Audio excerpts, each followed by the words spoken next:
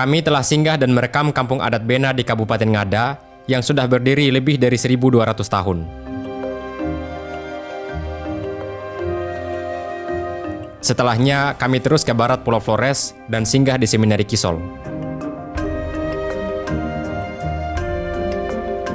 Sebagian tim dari pembuat serial Dragon for Sale berasal dari seminari ini.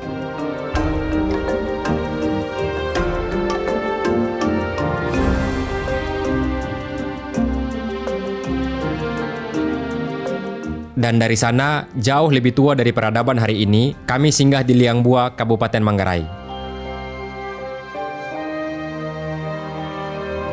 Situs arkeologi ini menjadi bukti kekayaan sejarah Indonesia, karena mengungkap keberadaan manusia purba unik Homo floresiensis yang tidak ditemukan di tempat lain di dunia.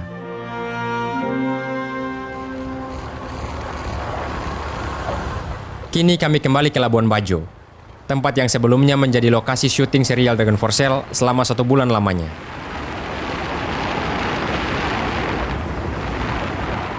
Saya dengar, kini makin banyak kapal-kapal pinisi yang tenggelam di perairan Pulau Komodo. Apa yang sebenarnya terjadi? Ekspedisi Indonesia Baru, gila banget.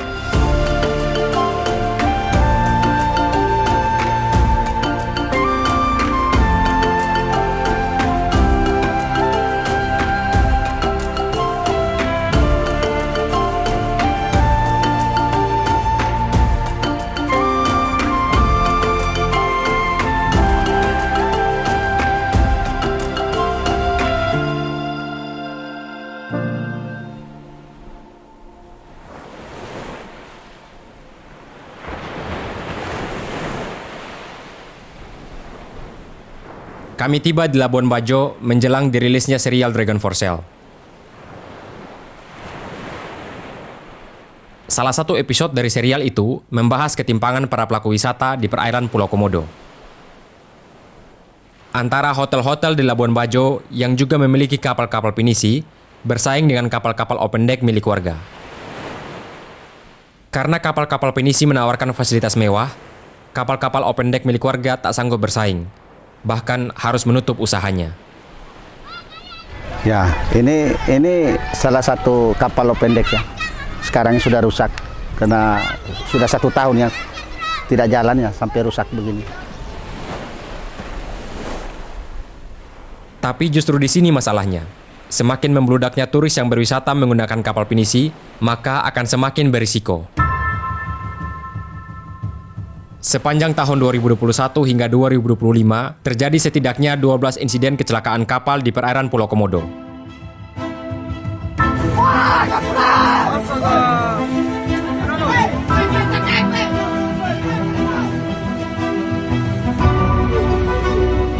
Delapan di antaranya tercatat mengalami kerusakan berat hingga tenggelam, dan hampir semuanya adalah kapal berjenis pinisi.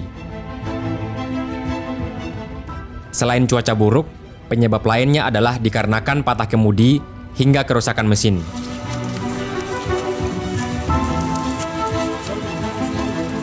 Kecelakaan beruntun ini menunjukkan bahwa tekanan dari mass tourism atau pariwisata massal sangat berpengaruh pada kelayakan kapal yang digunakan. Tak hanya dipaksa berlayar di tengah cuaca buruk, banyak kapal juga tetap dioperasikan meski tak memenuhi syarat untuk digunakan.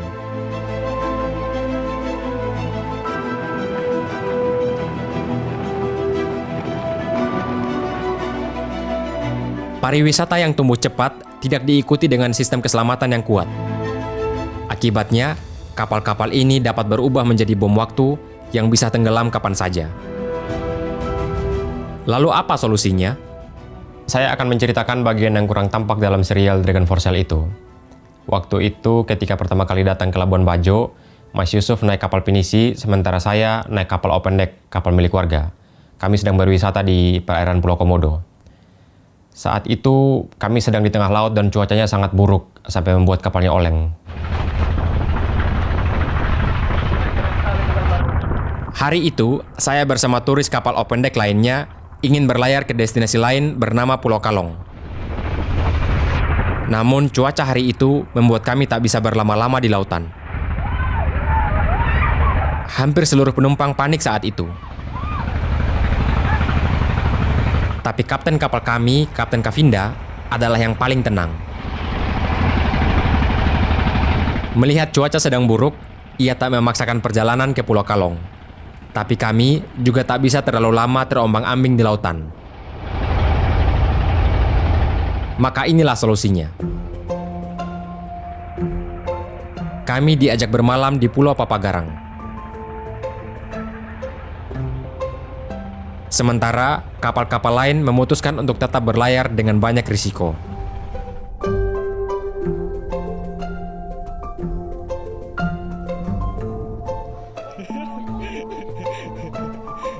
Karena tak jadi berwisata di Pulau Kalong, kami menghabiskan waktu untuk berinteraksi dengan warga di Pulau Papagarang, sambil memandangi lautan dari bukit ini.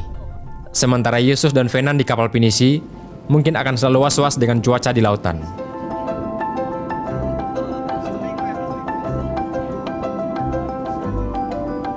Jadi dengan menginap di rumah warga, kami merasa lebih aman. Dan tentunya kami juga punya pengalaman yang berbeda karena bisa makan dan berinteraksi langsung dengan warga. Nah, cerita detail tentang ini ada di serial Dragon for Sale yang juga kami rilis di Labuan Bajo. Kami sedang berada di rumah tenun Baku Peduli. Kami berencana merilis serial Dragon for Sale dari tempat ini. Kami sebetulnya sangat senang dan excited karena untuk pertama kalinya film dirilis dari tempat asalnya. Tapi satu sisi kami sedih dan bingung karena setelah ini kami tidak tahu apakah ekspedisi akan terus lanjut atau tidak. Kami nggak dapat kabar sama sekali dari kawan-kawan di Wonosobo. Mas Dandhy juga sepertinya masih harus tinggal di Jakarta. Ya nggak ada yang tahu. Kayaknya ekspedisinya akan berhenti sementara waktu.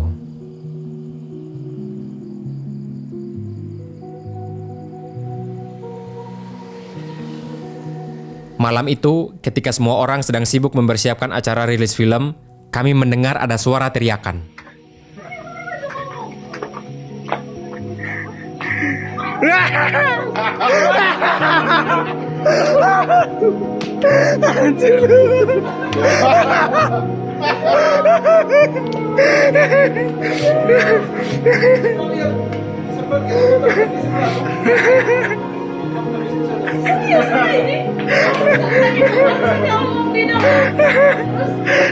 Lengkap ya, habis ini lengkap.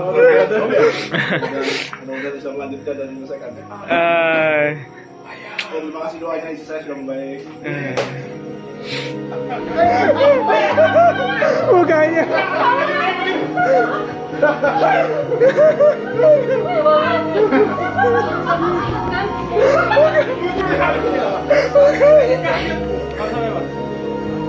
Siapa itu? Zoom dulu.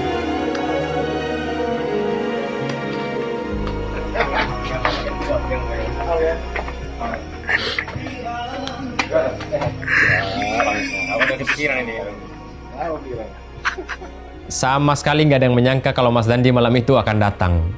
Kami semua dibikin kaget.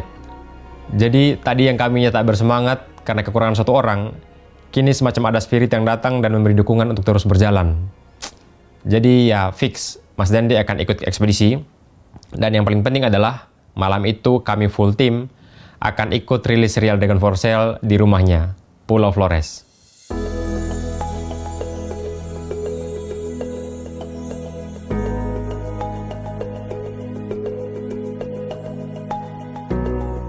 Saat proses menonton film sedang berjalan, beberapa kawan menyadari ada aparat yang memata-matai kami.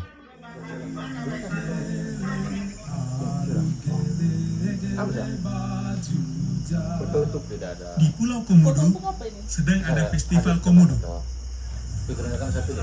Tidak ada Ini adalah salah satu cara melestarikan budaya Komodo dan mengingatkan generasi berikutnya bahwa mereka bukanlah warga bekerja sebagai ranger atau pemandu. Setelah berbincang sebentar, kami kembali fokus pada film Dragon for Sale.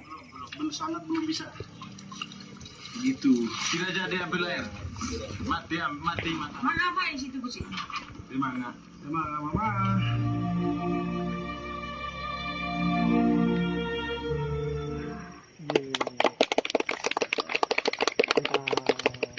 Orang Jakarta, orang Bali, orang Mandalika, orang Amerika, orang Pondok Gede seperti saya juga bisa bicara, ya, karena Yang dibangun di sini juga dari pajak saya.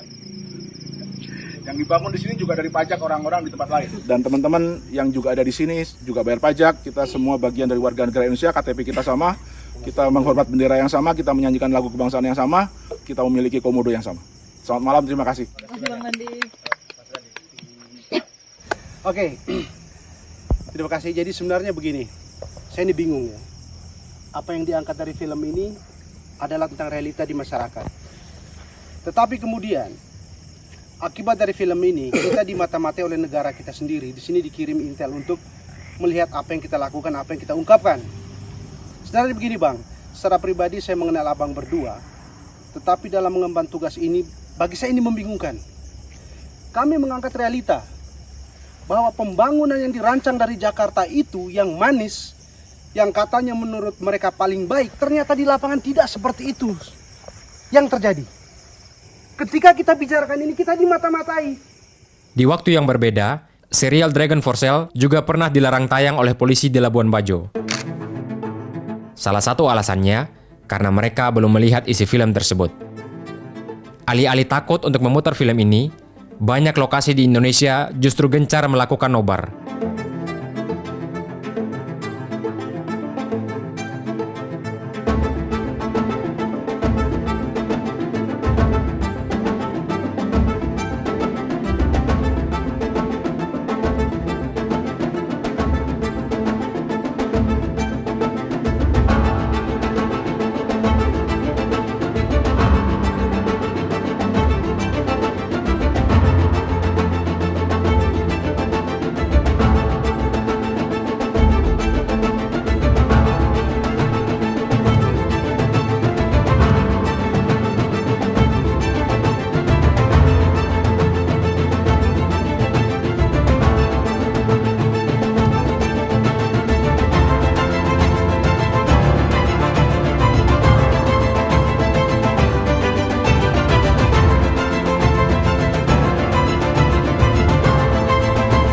Dragon for Sale is one of those films that could reach an international audience and really showcase the high level of Indonesian filmmaking. Extremely eye-opening.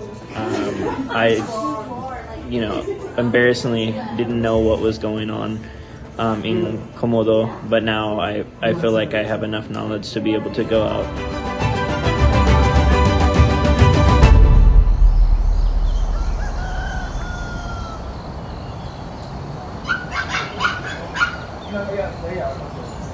Kami sedang menyiapkan rencana untuk liputan di perjalanan selanjutnya.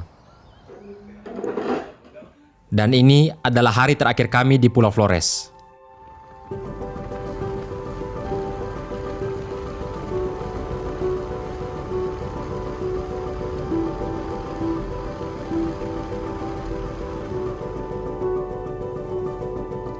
Di hari terakhir ini, kami melewati jalanan Golomori.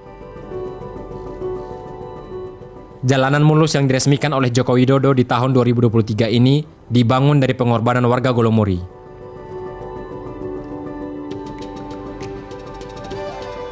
Setidaknya ada 17 rumah warga, termasuk lahan pertanian, digusur demi pembangunan jalan ini. Dan warga Golomori belum mendapat ganti rugi atas pengorbanan mereka. Kisah ini juga sudah kami filmkan dalam serial Dragon for Sale.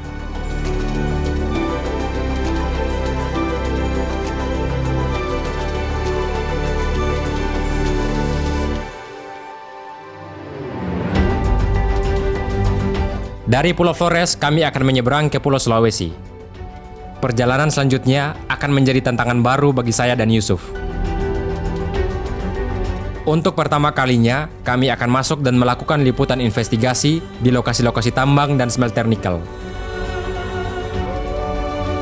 Indonesia adalah negara dengan cadangan nikel terbesar di dunia. Inilah yang membuat pemerintah menggenjot hilirisasi nikel, khususnya di wilayah timur.